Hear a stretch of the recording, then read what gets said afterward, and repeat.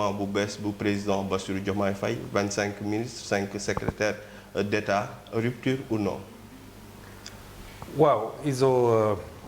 sa lu ñu xaaroon la yàgg nañu xaar bi mun nañoo jàpp sax ne xaar bi dafa yàgg parce que bañ ko annoncé ñu jàppoon ne doon na génn fan yi weesu mu génn tey su ma ne xaar bi dafa yàgg c'est parce que nit ñi ñoo yàkkamte woon mais quand même voilà mais mënuñu wax ne ça a duré et li ma ci njëkk a jàngat mooy peut-être ça a été étudié minutieusement moo tax mu xawoon na tekkaaral laaj bi ngay laaj ndax rupture la ou non man bon effectivement pour man am na rupture quand même am na rupture liñ daan faral di gis ak li ñu gis wuute na 25 ministres dañu ko diggoon nag loolu aussi dafa bokk ci rupture yi mooy depuis bi ñu leen falee ba léegi force est de reconnaître que yu bëri yu ñu diggale woon ak askan wi ñu ngi nekk di ko dox ba léegi ça vraiment il faut le dire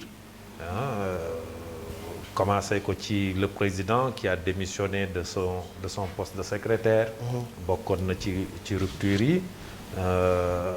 demander aussi aux autres de faire la même chose bokk na ci rupture yi 25 ministres lu ñu diggoon lañu bokk na ci rupture yi dañ leen ciy féliciter et le choix aussi gis nañu tamit rupture am na ci quand on nomme un général au poste du ministre de l'Intérieur bokk na ci rupture yi si on sait que amoon na fi mais gëjoon na fi aussi te ba mu fi doon am tamit c'est parce que il y avait des contestations ay problèmes politiques ñu jël un général teg ko foofu mais après bañ fa jógee dellu si waatoon nañu sur des ministres de l'Intérieur yoo xam ne le côté politique avait dominé ñoom bu ñu ñëwee delloowaat un général à ce poste-là dañuy jàpp ne am na rupture bu ma jàngatee aussi ministres yi ñu bëri yi ñu leen fal gis naa ne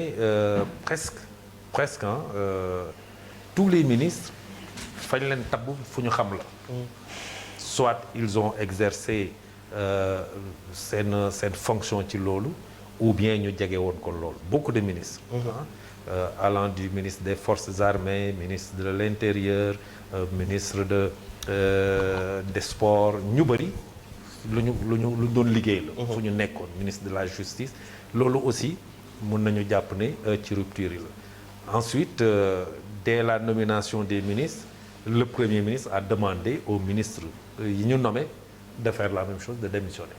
ci yeneen postes yi loolu aussi rupture la donc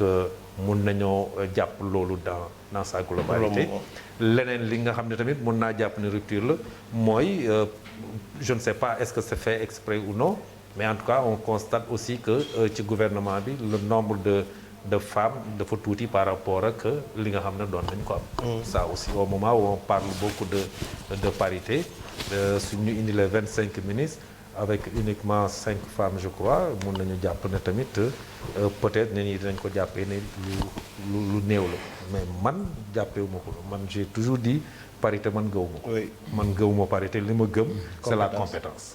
voilà donc am na solo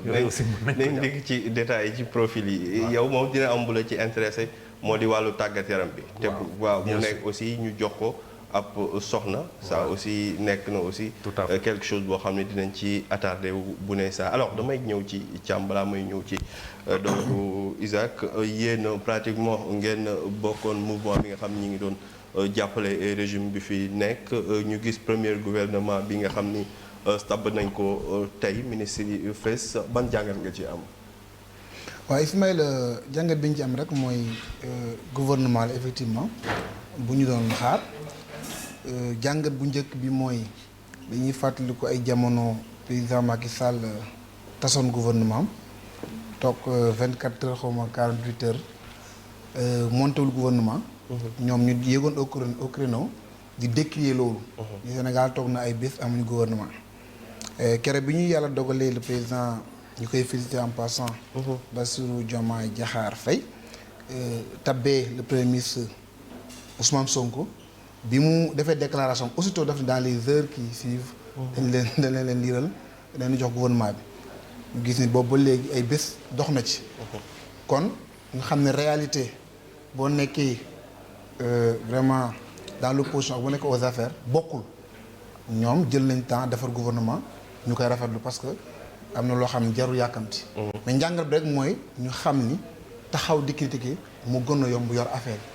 jël nañ plus de temps que jamono yooyu ñu doon critiquer président Macky Sall njàngat mooy expérience day commencé ñëw ni kon. li ngay wax boo nekk ci touche bokkul ak boo ñëwee. ñu ñëw effectivement diggoon nañu gouvernement de 25 ñoom ñu nommé gouvernement de 25 yokkaat ci loo xam dañ koy rafetlu mooy le secrétaire d'État et pourtant du temps du président Macky Sall ñoom dañ doon décrier loolu bu ñu ko indee kon dañ doon décrier xam nañ ni lu mu ñàkk la parce que parfois day soxla ay appui yenn ministres day dis ba nga xam ni il faut nga indi yenn poste yenn organigramme yi pour mën koo compléter maintenant loolu mooy liñ ci rafetlu mooy boo gisee lu baax da nga koy indiwaat. benn bi toog mooy gis nañ ni également ñoo xam nekkoon nañ fi ci l'ancien régime te dañ doon wax l'anti-système am na ñu ñëw nekkoon ci anti-système yu ñëw bokk ñu koy rafetlu ça veut dire kon tey jàpp nañ loolu wax la woon rek pour accéder aux affaires mais boo ñëwee di nga xam ne am na profil yoo xam da nga koy soxla. ndax le secrétaire général de la présidence j'étais dans l'ancien régime Maba Guirassy était dans le système ak ñeneen ak ñeneen donc ça veut dire que lu baax la kon la nga doon wax boo ñëwee di nga xam ni du benn mais en tout état de cause li ñu wax rek mooy féliciter leen ñaanal leen Sénégal gagné ci mais ñàngat bi mooy nag nañuy opposer d'une manière saine kon looy wax na doon loo xam ne bu ëllëgee yow loolu du la dab gis nañ ñaari yoo xam ne mi ngi leen dab yoo xam ne xalaboon nañ ko te mu ngi commencé di leen dab si lu baax la nag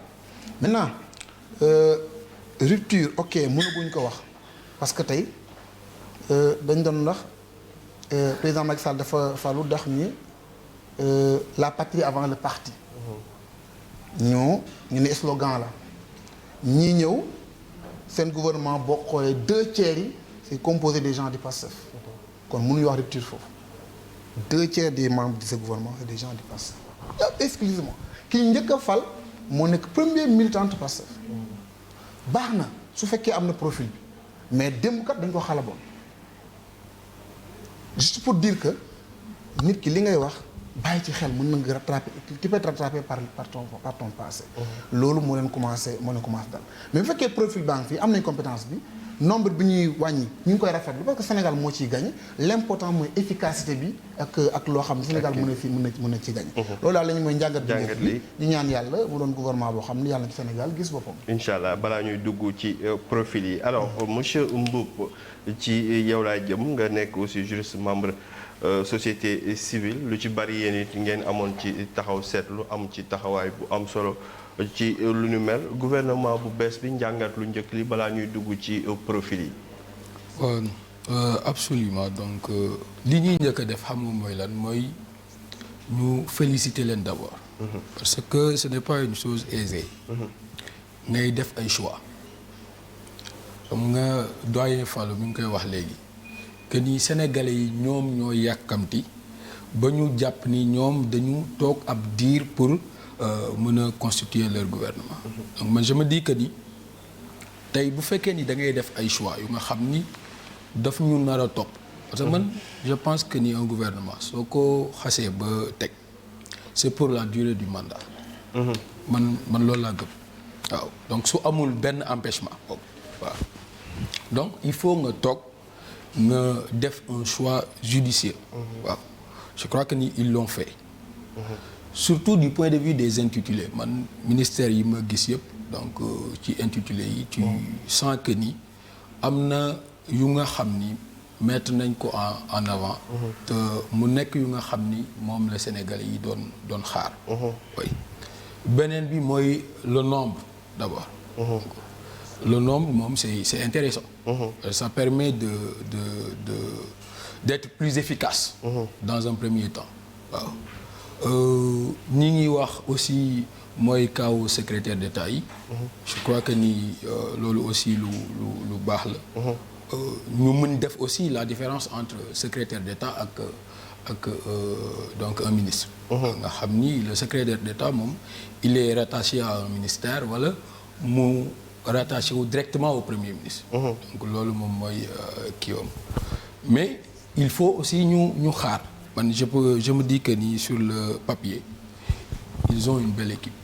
waaw. sur le papier waaw. léegi nag ñu xaar ñu doxalagum en attendant ba xam dans la pratique lan lay joxe waaw. alors balaa ñuy dikk ci profil yi loolu njàngat bu yaatu la par rapport balaa ñuy ñëw ci kenn wala yenn ñi nga xam ne jot na marqué ñenn ñi Isaac ci yow laa jëm yow it nga yàgg topp boobu ba tey li nga xam ne moo di ces informations là état bi di dem ba tey ñu am donc ce nouveau gouvernement jàngat bu njëkk bi ngay def. voilà Ismaïla jaajëfal bu baax donc sama grand yi li nga xam ne moom lañu wax dégg nañ ko et je pense que lu leer la ci li nga xam ni da nga ko laaj ci Ismaïla muy question bi nga xam ne da nga ko posé ndax rupture la ou pas man pour man du moment bii nii sax la ñu mën a répondre question boobu noonu parce que tey jii nii rupture man bon ça dépend ci question fi ñu koy posé ndax rupture bi ci profil yi ñu teg la wala ci résultat yi ñuy indi pour man foofu noonu la ñu mën a xoolee ndax parce que daa am li nga xam ne daf fi nekkoon ñoom ñu yàgg toog ne dañ koy di ko kaas yàgg ne dañ koy changer yàgg ne mbir mi dafa war a changer donc tey ji bu fekkee dañoo ñëw teg benn gouvernement je pense que fi nga xam ne fa la ñuy xoolee ndax ñoom li ñu doon wax ñu ngi koy jëfee mooy résultats yi nga xam ne moom la gouvernement boobu noonu di apporter profil yi tey jii nii man j'ai rien contre personnes yi nga xam ne ñoom lañ fa tab te mën naa sax dem ba ni sama xel da ciy dalagum pour le moment pour xool li nga xam ne moom la ñuy indi parce que tey jii nii ñoom xëy na li nga xam ne moom lañ doon wax mooy avoir la personne qu'il faut à la place qu'il faut mais la personne qu'il faut à la place qu'il faut est-ce que tey jii nii maanaam cette personne elle saura faire ce que le peuple attend de lui xam nga Bassirou Diomaye ba muy def déclaration dafa wax benn wax bu am solo nee na askan wi daa am lu nga xam ne moom lay xaar ci ñun moom il est conscient que tey jii nii askan wi am na lu muy xaar ci moom et mën naa ne ab poids bu diis la donc bu fekkee dañoo dem ba teg benn gouvernement doon ñoom ñi doon waxu rupture donc je pense que ils sont intelligents pour trouver les personnes yi nga xam ni mën nañ mettre en marche rupture boobu noonu ñu doon wax tey jii nii pour dire que rupture am na pour man ce serait un peu trop un peu tôt même il va falloir ñu bàyyi ba ci kanam xool leen par rapport aux résultats pas par rapport encore au profil mais c'est-à-dire que par rapport à la formation c'est-à-dire que le nombre c'est très important pour parce qu'on a des fois eu di wax que ni on a des fois des gouvernements pléthoriques des fois les gens ont décrié par-ci par-là mais par rapport à la composition ou bien par rapport à la formation d'une manière générale 25 minutes 5 c'est ça quoi. oui en fait foofu aussi man j'ai pas de critique négative bi nga xam ne dama ko fay def foofu noonu ci nombre bi nga xam ne moom lañu teg que ça soit mu doon 25 ou moins ou plus l'essentiel mooy mu doon ay postes yi nga xam ni dina indi développement ci Sénégal. parce que tey jii yàgg nañu si poser ay questions ban secteur moo mën a changer Sénégal ban secteur moo mën a développer Sénégal on a donné beaucoup de secteurs ñeneen ñi naan lii la ñeneen ñi naan lee la mais tey jii bu fekkee dañoo ñëw composer benn gouvernement bu def 25 ministres et tey jii. loolu noonu yëpp c'est-à-dire ay postes yi nga xam ne dañu ko fay teg la on s'attend à ce que poste bu nekk indi apport am ci changement au Sénégal indi apport am ci développement au Sénégal. Oui. donc tey jii prendre compte ci nombre bi ñu am je pense que ça va importer peu mais tenir compte de ce que ce nombre va apporter. je pense que loolu mooy li nga xam ne dina indi benn apport bu significatif en tout cas ci Sénégalais yi. Merci. parce que comme ni mu ko waxee gars yi li ñuy xaar bëri na trop. dëgg la li leen di xaar bëri na Fatou Fandé sa moom bi. Isaac dafa jaar ci samay tànk. ah dafa jaar ci say tànk damay dolli rek. sa moom bi dama yaakaar dañ laa consulter woon sax da nga doon dem waaye ndege fii nga jëm. waroon nañ maa consulter nag boobaa ISO dina neex. macha allah. non man nag li ma ci dolli rek mooy. nombre bi aw ma ci problème parce que yaakaar naa ni Sénégal dafa bari ay secteurs yoo xam ni comme ñoom puisque cumul de mandat ak cumul de service bugguñu ko tey jii ki nga xam ne moom mooy gérer wàllum sport bi mën ta gérer wàllum agriculture bi juste rek peut-être loolu moom moo indi nombre bu bari bi juste dañu bëgg ku ci nekk rek focus ci li nga xam ni moom lañ la jox pour nga liggéey ko moo tax nag faudra ñu maye tuuti temps d'ici 3 mois ñu xool ba xam ni ñu fi teg jaadu na wala jaaduwul wala li ñu leen fi tegee ñu ngi koy def mais instant bi mënuñu wax dara parce que mën nañu wax ne nag xel dal na parce que ki nga xam ne moom moo di président Diomaye ci ay discours am saa bu defee discours ba pare yow mi nga xam ne yaay seetaan sa xel dafay dal parce que ni muy communiquer ak li nga xam ne moom mooy parole yi nga xam ne mu ngi koy génnee parole yooyu la Sénégalais yi doon xaar d'après moi am na solo jërëjëf d'après Fatou Fall alors sans plus tarder doyen daa am loo ci yokk balaa mu doon dem question préfet justice maître Ousmane Diagne ci laa bëggoon tàmbale mais daa am loo yokk ci. waaw xam naa bu ma damay xaar ba nga dugg ci profil yi mais c'est pour renforcer li ma waxoon léegi na man jàpp naa ne rupture am na xam nga les résultats pour nga wax ndax ci résultats yi rupture am na ci ou non il faut que ñoom ñu agir d'abord oui. Mais sur le choix ak format bi nga xam ne indi nañ ko véritablement Isaac moi je pense que il y a rupture parce que am na ministère yoo xam ne déjà regroupé nañ leen wàññi nañu yenn ministères yi 5 secrétariat d'État c'est minime par rapport ak li nga xam ne moo fi doon am quand même loolu aussi mën nañu jàpp ne sur le choix ak ni ñu former le gouvernement il y a véritablement une rupture ci gouvernement boo xam ne aussi tu as au moins 2 généraux yoo xam ne ñu ngi dans le gouvernement te ñoom ñaar ñëpp dañ leen a jox foo xam ne dañ fa nekkoon celui qui est ministre des forces armées c'est un général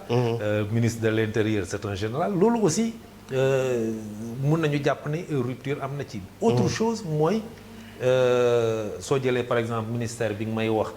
muy le ministère des sports quand on regroupe presque 3 ministères yoo xam ne nekkoon nañ fi ministère de la justice ministère de la culture et du sport ñu boole leen ci benn ministère forcément il faut que mu am il y aura d'autres nominations c'est clair parce que ministère boobu yëpp super ministère la il faut que mu am des départements des directions yoo xam ne dañ koy nommer pour ñu mën a doxal liggéey boobu loolu aussi dafa bokk ci rupture yi maintenant sur le travail concrètement nag c'est là où on les attend pour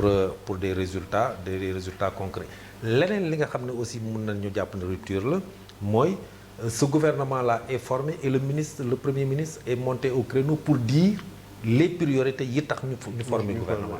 donc dès le départ le peuple am nañu baromètre pour les évaluer sur le terrain parce que moom il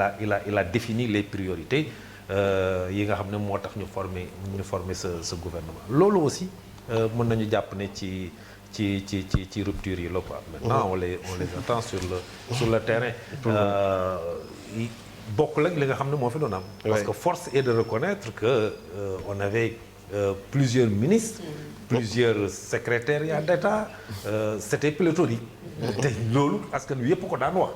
ñoom ñu ñëw indi loolu on les attend maintenant sur le résultat concrètement am na leneen li ma bëggoon wax aussi mooy soo xoolee la formation du gouvernement juñu naa ko léegi mooy presque ministres yëpp c'était des personnalités yoo xam ne ils étaient en fonction quelque part par rapport à ces ministères ça aussi daf lay gaaw a dugal dans le travail parce que ñi ngi ko jox xam nañu ko déjà waaw soo leen assigné xam nga quand on prend un juriste teg ko à la tête de la justice tout en sachant que gaa ñi ne ni justice bi dañ ko war a gaaw a régler si tu mets quelqu'un qui est du sérail ça peut accentuer le travail mën na ko gën a gaawal nga jël koo xam ne il était déjà dans l'armée nga jox ko les forces armées mën na gaawal liggéey loolu lu am solo la waaw loolu lu am solo la sinon ña ngi fay teg c'est vrai qu'ils seront encadrés par des conseils mais ki ngay encadré par des conseils mën nañu jàpp sax ne novice la ci poste bi nga ko teg ça aussi je pense que ça fait partie des ruptures jërëjëf alors Mboup ci wàllu woowu un homme du sérail wax na ko ministère de la justice te mu